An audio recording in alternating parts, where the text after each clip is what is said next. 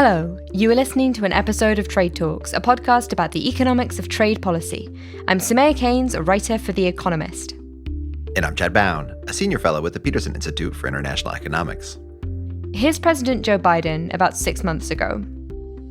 And remember, the shortages in PPE during the pandemic, that meant we didn't have masks. They didn't have gowns or gloves to protect our frontline healthcare workers. This is an episode about resilience and industrial policy. It is an episode about personal protective equipment, or PPE. We shouldn't have to rely on a foreign country, especially one that doesn't share our interests or our values, in order to protect and provide our people during a national emergency. We're going to talk about the scramble for PPE, how parts of the American PPE industry are doing today, and how American policymakers might avoid a repeat of what we saw in 2020. We'll hear from two special guests. My name's Lloyd Armbrust, and I'm the founder of Armbrust American, and also the president of the American Mask Manufacturers Association. Lloyd is an entrepreneur who makes face masks. Hi, I'm John Polufchik. I'm a retired Navy two-star admiral, and I am now a managing director at Ernst & Young. John spent years running logistics for the American Navy, so moving aircraft carriers, supplies, and people in and out of war zones. And when the pandemic hit, he was pulled out of the Pentagon and taken over to the Department for Health and Human Services to help with PPE logistics. That turned into the vice president asking me to stand up a supply chain task force to manage supplies for the national response. Let's start by talking about the problem back when the pandemic first hit. Basically, demand for PPE increased by a lot. A report from the UK government estimated that globally, demand for PPE in 2020 was between 4 and 5 times higher than it was in 2019. That is a really big increase, and unsurprisingly, at first there just wasn't enough global supply to meet all of that demand. In the US, there was some planning for this sort of emergency. The Obama administration left behind this pandemic playbook that set out what questions policymakers should be asking in a crisis like this. Like, for example, when the Strategic National Stockpile should release PPE to states. So an example of a question would be, is there sufficient personal protective equipment for healthcare workers who are providing medical care? If yes, what are the triggers to signal exhaustion of supplies? Are additional supplies available? And if no, should the Strategic National Stockpile release PPE to states? Now, knowing what questions to ask is great, but it's not as great as having a detailed set of answers to those questions, or knowing what to do if your stockpiles are way too small. We asked John how prepared the U.S. government was. Not very, to be all honest. What our national leadership had in place at that time, and it stretches decades prior, right? So this is like the collective we had not really thought through the scale and magnitude of an episode that's going to impact 50 states and 6 territories. Now, much ink has been spilled over the question of whether the Trump administration was uniquely unprepared for handling this crisis. And we are not going to dwell on that question in this episode, but eventually the Trump administration is treating this like the massive emergency that it is, and pulling people onto this COVID task force. They identified that demand for PPE was through the roof, and supply just couldn't keep up. That was the first problem, this huge imbalance of demand and supply. The second problem was lack of information. They were flying completely blind. Now, John wasn't a medical supply chains expert, but he had worked a lot on supply chains. He knew that to make it work, he was going to have to find out who was demanding PPE and who could supply it. That information just wasn't there.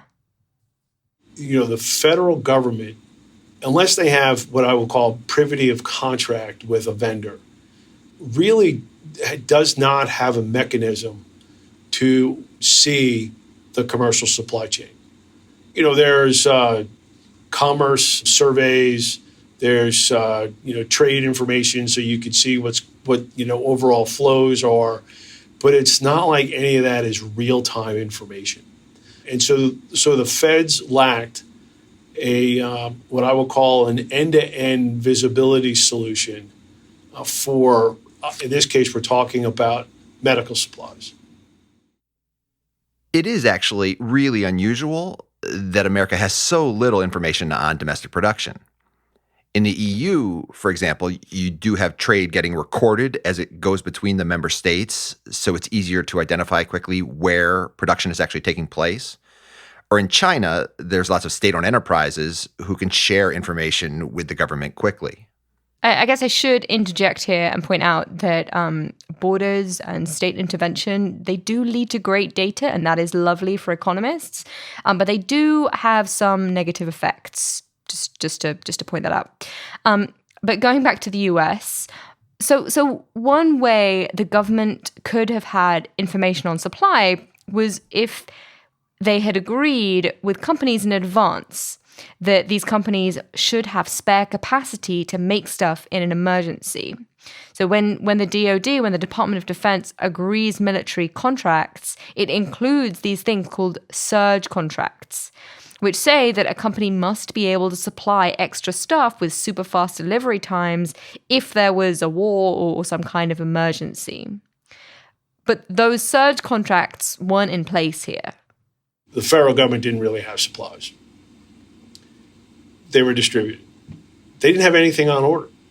Those supplies in the national stockpile were not backed up by surge contracts.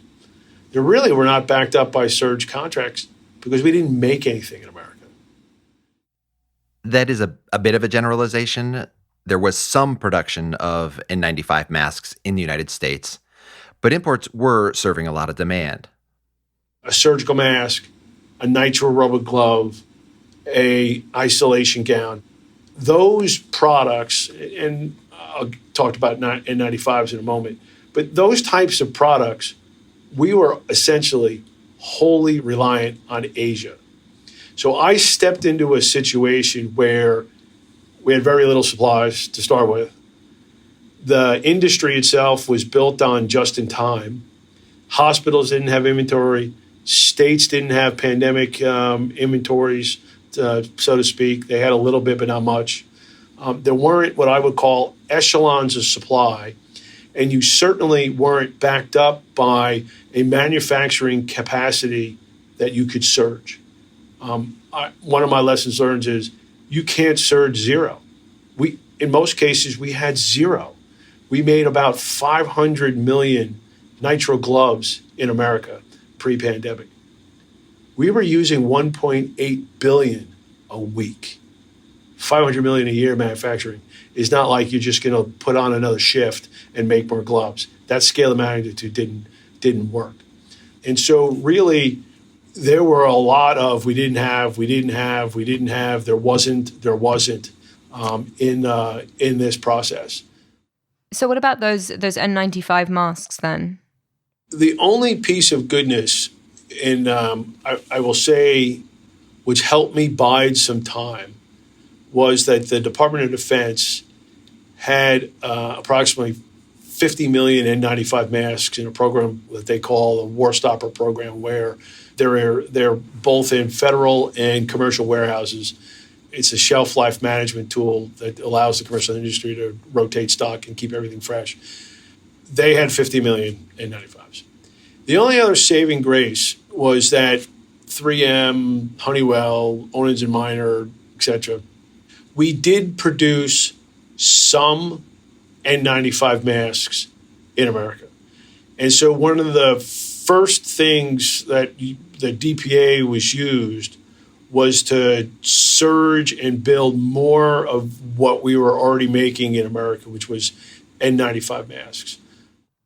According to a US ITC report published in December of last year, in 2017, about $3.5 billion a year of PPE was being made in America. In 2020, they estimated that around 15,000 people in the whole country were employed in PPE production. That is not very many people. The US population is well over 300 million. It's very, very few people. But America did make a lot of its own N95 masks. That same report from the USITC found that US production accounted for around 80% of the US market demand before the pandemic. And by the end of 2020, remember this was published at the end of 2020, they expected the number of N95 respirators made each month to increase from around 30 million to 180 million, six-fold increase. But apart from N95 masks, there just wasn't much production taking place in America. In back of March of 2020, the inventory from the Strategic National Stockpile was going quickly.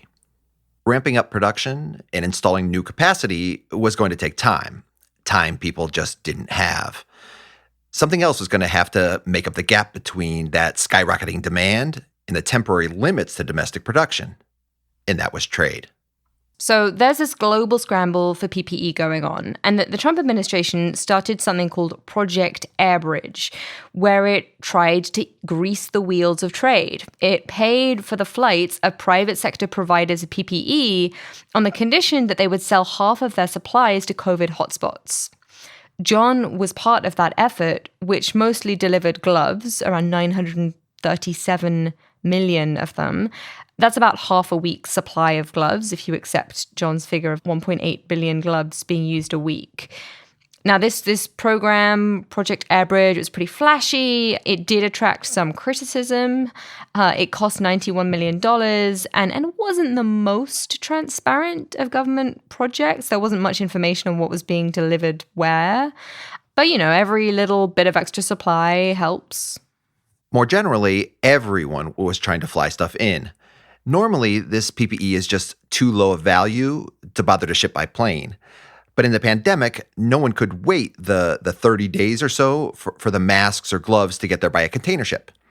Now, eventually, there turned out to be a massive surge in imports of PPE, and most of that came from China. It's just that massive surge didn't come in right away.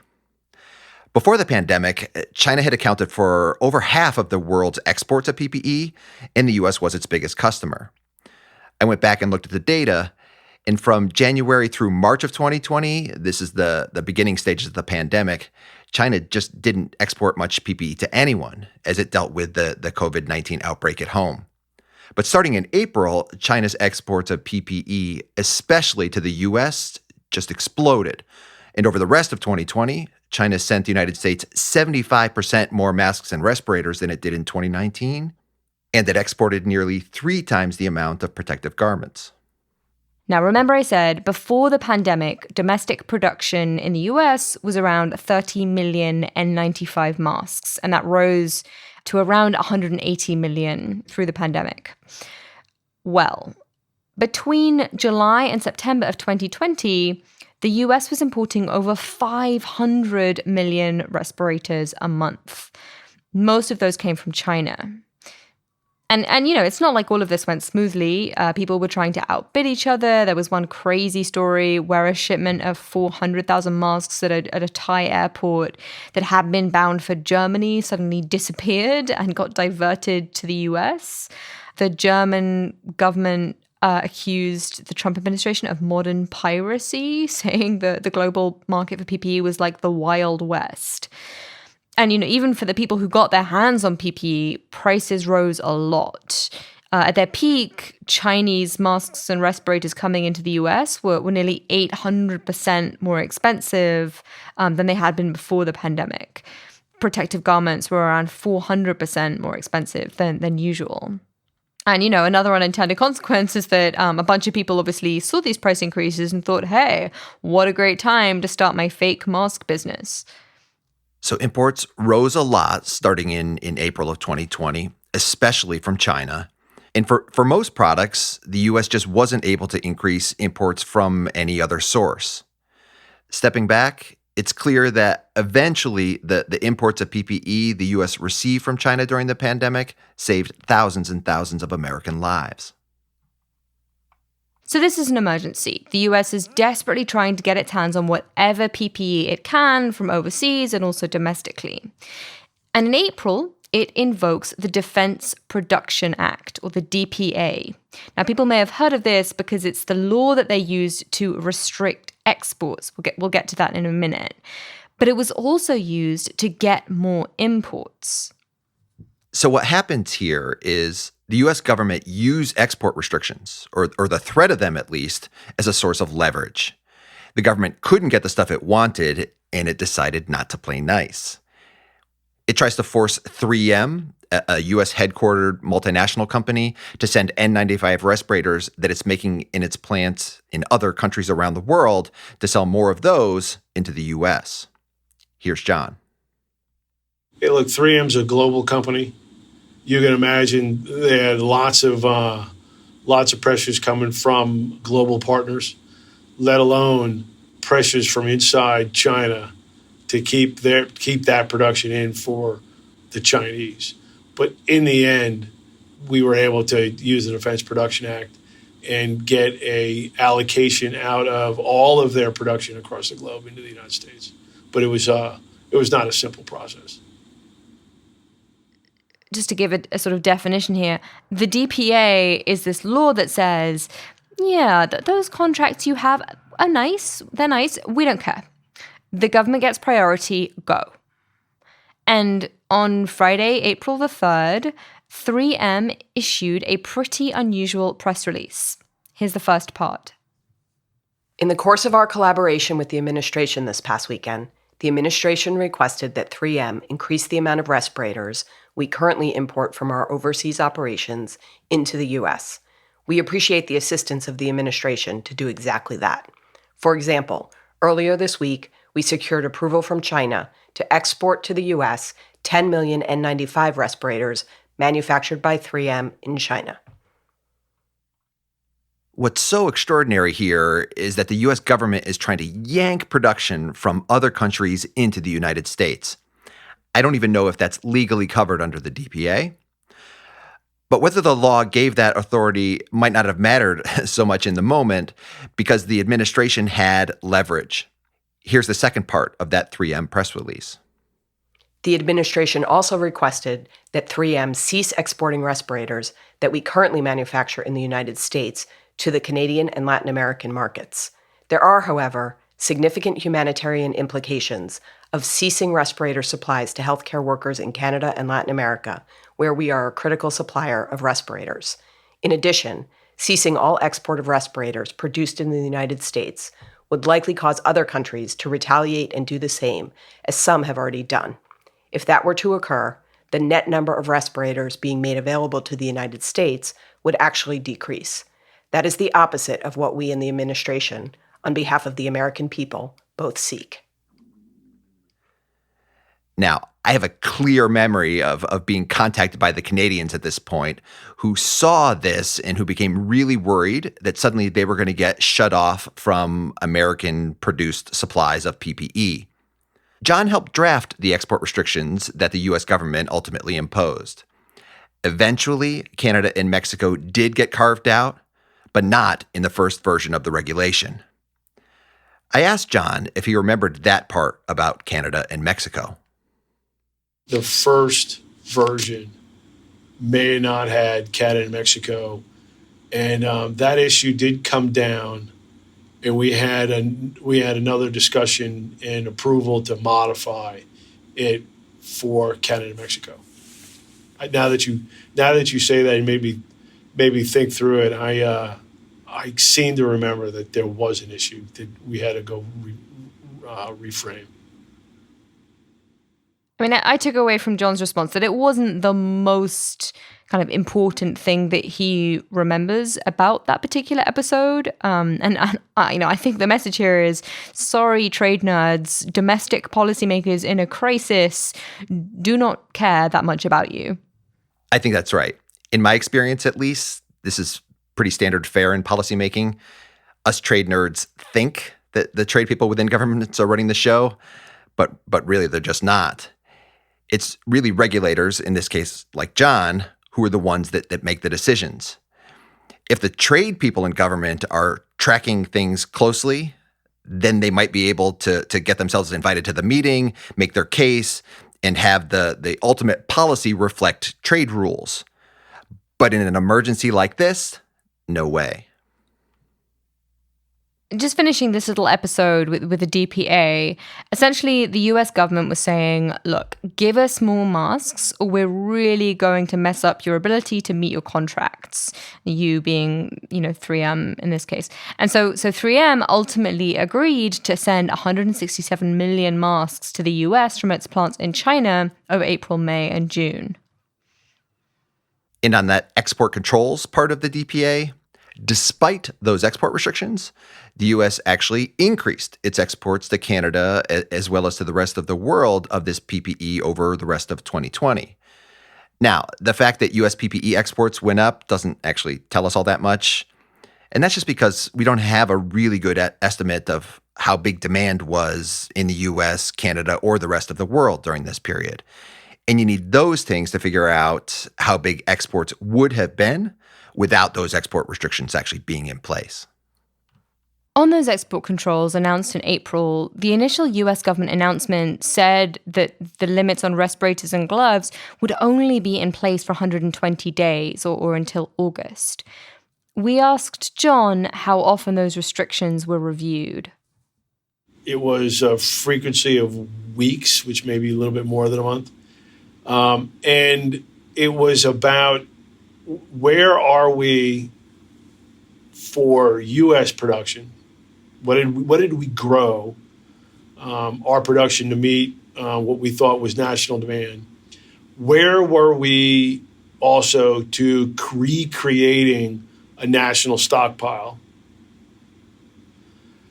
Where were the hospitals, nursing homes, states on building their supplies, going from, living hand to mouth day to day to weeks to months? And so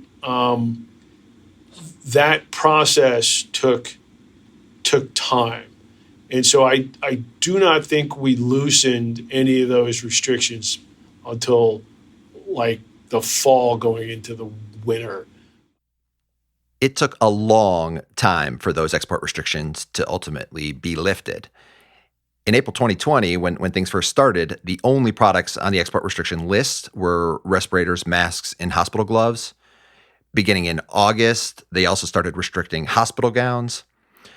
For some PPE, those export controls would remain in place well into 2021.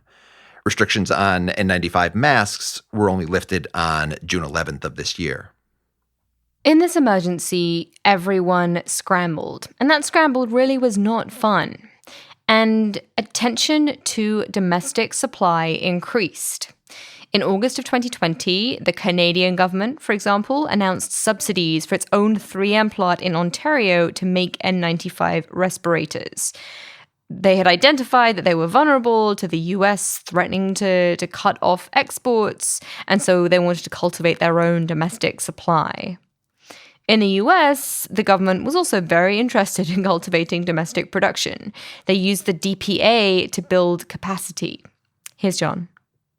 We used the DPA to go create what I would call national demand. So out of the supply chain and other sources, we felt that we needed 280 million N95 masks a month, which all add up to something just under 3 billion. So you just say 3 billion a year. The DoD contracted for that capacity.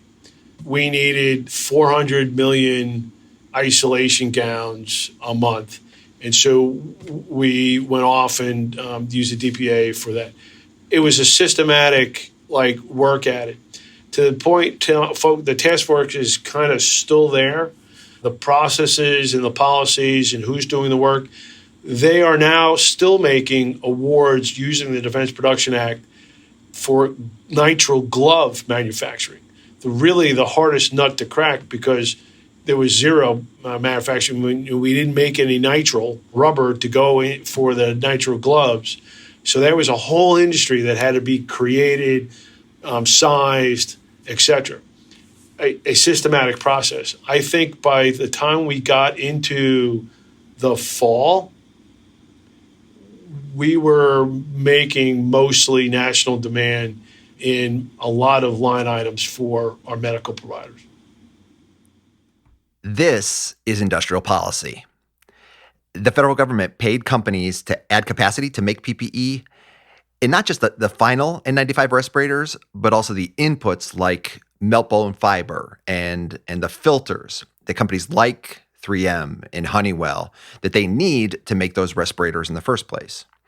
Between April and December of 2020, I found that the federal government granted over $800 million of contracts and subsidies to build out the full U.S. PPE supply chain. And it wasn't just the Trump administration. The Biden administration continued it too. In May and June of 2021, the Department of Defense spent another $400 million to subsidize expanded production of those nitrile gloves that John was talking about, the rubber hospital gloves, as well as the specialized rubber you need to make them. The government intervened, but it wasn't just government action that built up the US industry. A bunch of companies entered the market. The USITC found that pre-pandemic, there were essentially 2 American companies producing gloves, neither of which had much market share. At the end of last year, both were expanding capacity, while a third company announced that it was expanding into production of nitrile gloves. Now, we are going to hear from Lloyd Armbrust, an American entrepreneur who tried to solve the problem of the shortage of masks by entering the PPE market and expanding domestic supply. Here's Lloyd. So like about 28 other companies at the beginning of the pandemic, we saw this problem of our country not being able to get masks. And the problem just seemed like a really dumb problem to have for one of the greatest countries in the world. And so we started, I think, in April of last year, putting our mask machines together. And the first mask came off the line on May 5th. And I remember that date because it was 2 days after my son was born. So he beat the masks by just a couple of days. Becoming a mask maker overnight is not easy. We built the capability of making about 1 million masks per day, and that's both surgical and N95 masks. It took us about 6 months to put that together. And I've started many companies in the past, software companies, computer, like physical hardware companies. This is the hardest thing I've done by far. You're talking about regulatory issues. You're talking about working with the FDA. You're talking about getting third-party labs. And then dealing with equipment from another country during a global pandemic when you just don't have access to things. Still, Lloyd thought he had a business model that would work. I built the business model and figured out that I could create these things in the United States for about 2 and 3 cents a piece, which is a great price because before the pandemic, a top level surgical mask in China was going, for anywhere from 6 cents to 15 cents. And there are different grades of surgical masks, but I figured if we're going to make it in the US, let's just make the best ones. And so I said, hey, that's a great business right there. And I put in all my overhead, I put in my rent, I put in HR and all that stuff. And I said, we can make this business work. Because what I wanted to do was make something that was sustainable, right? I wanted to make something that we could, from pellets to pallets, we could make everything here in the United States. And I think what was unique about what we built is we built the ability to make the fabric. We built the ability to take raw polypropylene and turn that into actual masks, aside from the metal. And it was because of that we were able to save a lot of costs. But what has been surprising to me, and now that I'm saying it out loud, I'm like, well, I should have seen that coming, is that China is actually, they don't want to lose this fight, right? They've seen all of the supply that's been stood up, which is about, 4 or 5 billion masks a year we can make now in the United States we couldn't make before. And they don't want that business to go away. Lloyd invested so that he would be able to make the mask components, not just assemble things. He invested in automation, and all of this was a way to cut costs. But so did China. Whereas before, mask making was relatively labor intensive, companies in China, in response to the pandemic, changed their methods of production. They also built massive factories that were much more heavily automated with lots of vertical integration. And Lloyd found that his Chinese competitors were selling masks for really, really low prices. If I want to ship my masks to South Carolina via a truck, it's going to cost me probably about a half a penny a mask if I amortize it that way. We're losing masks delivered from China for under that price to South Carolina. So it's like, okay, well, how does that math work exactly? One of the striking things about Lloyd's situation is that he really didn't know what exactly the problem was. Knowing what dumping is from the Trade Department's definition, I would guess that they are dumping. However, you know that it can be hard to get proof of that. This is what I do know. Okay, I know because they've told me that most of these new mask companies in China have received government funds from China, from the Chinese government, to set up new factories, to get free financing, and there also appears to be subsidized shipping as well. I don't have proof of that personally, but in just talking to a lot of the folks in China who are selling masks and seeing what price they're able to get them over, and having shipped a lot of stuff from China, I can tell you that they're getting, I want to work with their freight forwarder. That's all I'm saying. Like, they're getting a really good deal. So they're very careful about how they're doing this. And I don't think that all of it's nefarious. I don't think that, call it 50% of the pressure that American mask manufacturers are getting is like somebody in the Chinese government saying, we're going to destroy these guys. I think a lot of it is just normal market pressure. I think that China overproduced. And proactively sent a lot of masks over here that are sitting in American warehouses. I know American companies that brought billions of masks over and sold them. I know that they have hundreds of millions sitting in warehouses right now. Now, trade lawyers might be listening to this and thinking, hello, we can help. Do you want anti-dumping duties? Do you want countervailing duties to protect against subsidized imports? Pay me a nice fee and I will make your dreams come true. So we were told that it's going to take 11 months, but then the entire process take about 18 months. And, when we talked to a couple different law firms, it would be probably about $700,000 to $1 million to pursue this. There'd probably be like a 50-50 chance, given our situation. We had some folks look into it, and they said, you have a better than average chance of making this happen. But the thing is like, you really have to want this to work.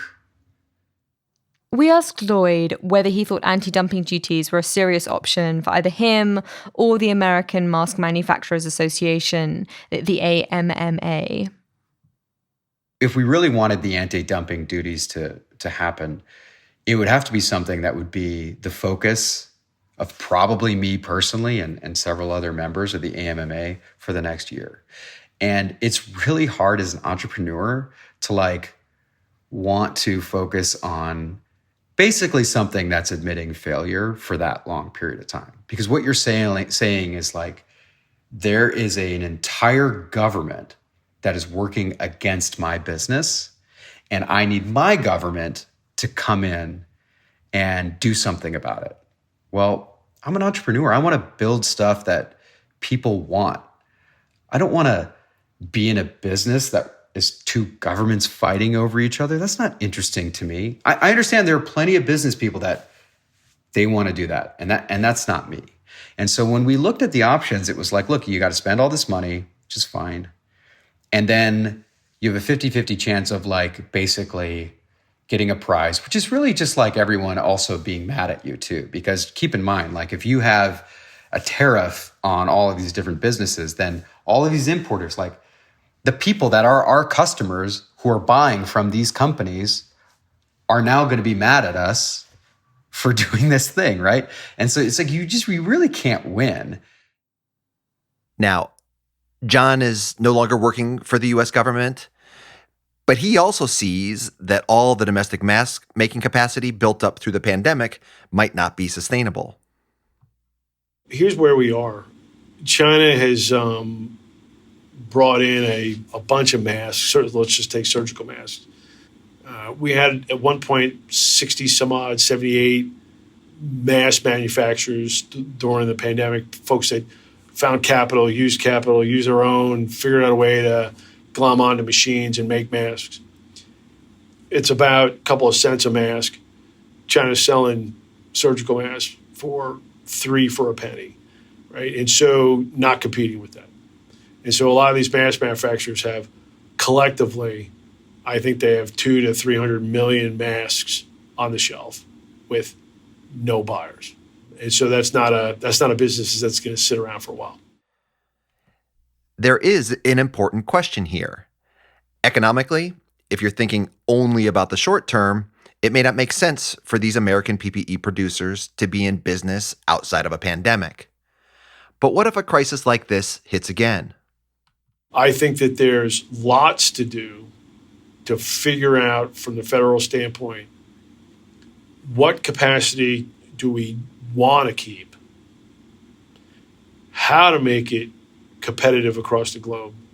And if it can't be made competitive across the globe, find ways to keep it at least viable for the U.S., whether it's federal contracts, whether it's stipends, whether it's, I don't have all the answers, but I can see a point in time in the future we're gonna have to come in terms with that.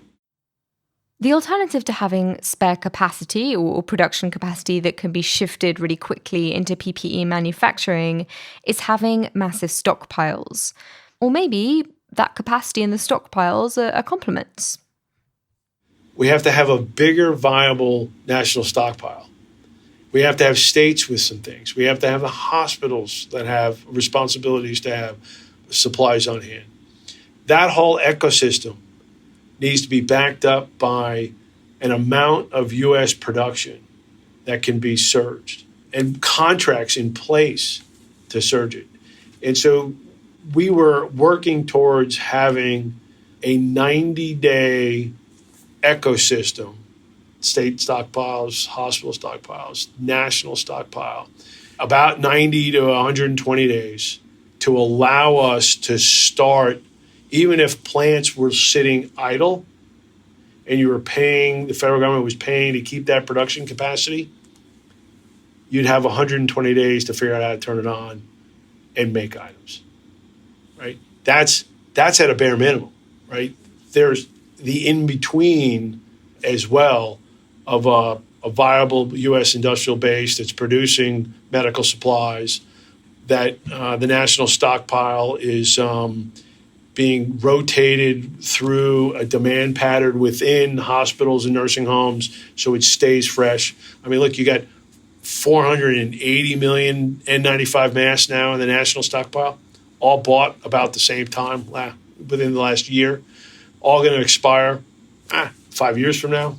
How do you keep that volume of manufacturing available to redo 480 million masks every 5 years, where pre-COVID medical demand for N95 masks was about 6 to 8 million masks a month.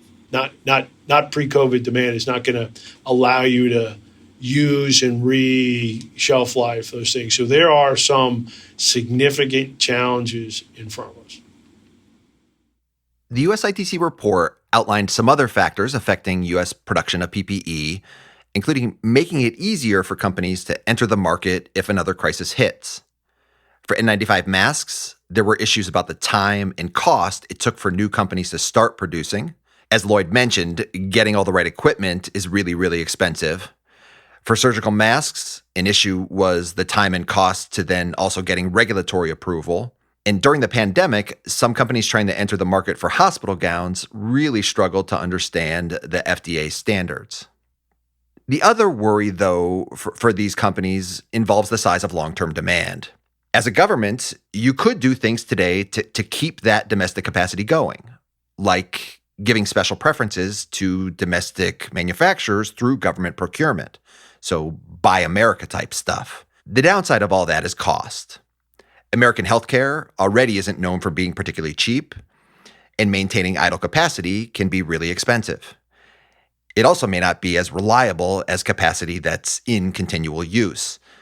There was this one recent example related to vaccines. The U.S. government had kept a plant on standby prior to the pandemic, and under federal contract for hundreds of millions of dollars, it was supposed to be triggered and used if a pandemic ever struck. But when COVID-19 came along, that plant botched the manufacturing of the actual vaccines it was told to make. Now, PPE is certainly easier to manufacture than vaccines, but there is still this risk. So maybe you just need to make sure that companies could swap production in a pinch. So you make them plan for it. One of the ideas I've heard about is this idea of doing stress tests. You might want to do stress tests on PPE supply chains. So you do an exercise like there is for the banking system, where you say, this is the situation, we need this, how quickly can you deliver it? Now, it does seem like it would be a good idea, it would be nice to have more information on supply capacity. But obviously that does take time, resources. Companies might not be thrilled about sharing commercially sensitive information. It might be hard to coordinate across, global supply chains. So it's not completely straightforward. You could also think of some kind of trade deal where countries perhaps would agree that they would pool their production capacity. So this country would have most all of the glove producers, and that one would make the masks, and then they'd agree to share if another crisis hit. The problem with trying to do some sort of international agreement, though, is that when the crunch point actually hits and everybody all needs this stuff at the same time, it's almost impossible to stop people from sitting on what they have. And that's a lot of what we saw in COVID-19. If you're trying to coordinate across countries, then one solution could be to make sure that all of your surge capacity is somewhere with a tiny population, where that tiny population, they wouldn't need to keep everything for themselves. So, maybe Singapore or New Zealand should go big on production of gowns or something. I suppose the issue is that to get any kind of international agreement, which I think is quite unlikely, that relies on trust, and that is just very thin on the ground right now. I do think that it's probably not a good idea to have so much of the world's capacity to manufacture PPE concentrated in just one country, whatever that country is. And stepping quite far back, if you're going to start making sure that there's available capacity of certain critical goods, you do have to worry about this slippery slope. Which are the critical products where you are going to intervene like this? PPE was important in this situation, but what about other kinds of crises? You need to be careful so that everyone doesn't start trying to declare that their products are essential and so that they need this kind of support or protection. And also one needs to be realistic about government capacity to manage everything. So yeah, for some critical items, clearly you want to have national stockpiles, that kind of thing. But also we need to be pragmatic, realistic, so that we don't sort of end up somewhere at the conclusion that, autarky is great, because that's just not very realistic. And on that note, I think that is all for this week's episode of Trade Talks. A huge thanks to John Palauchik, now at Ernst & Young, who was the White House supply chain lead for the Supply Chain Stabilization Task Force between March and November 2020. Thanks also to Lloyd Armbrust of Armbrust American and the president of the American Mask Manufacturers Association. Thanks to my wife, Rebecca, for playing the role of a lifetime, that of the April 2020 3M press release. Do also check out my paper on the topic of PPE trade titled How COVID-19 Medical Supply Shortages Led to Extraordinary Trade and Industrial Policy. Thanks to Colin Warren, our audio guy. Do follow us on Twitter. I'm at Samaya Keynes. And I'm at Chad Bown. And we're on @trade__talks. That's not one but two underscores, @trade__talks. Chad, we're not doing this. I deleted the 2 underscores thing. Oh, no, wait. You were just explaining that it was 2 underscores. You weren't trying to do a joke. Oh, God, I'm a terrible human. I'm sorry. It's okay. It's @trade__talks, listeners. Ah.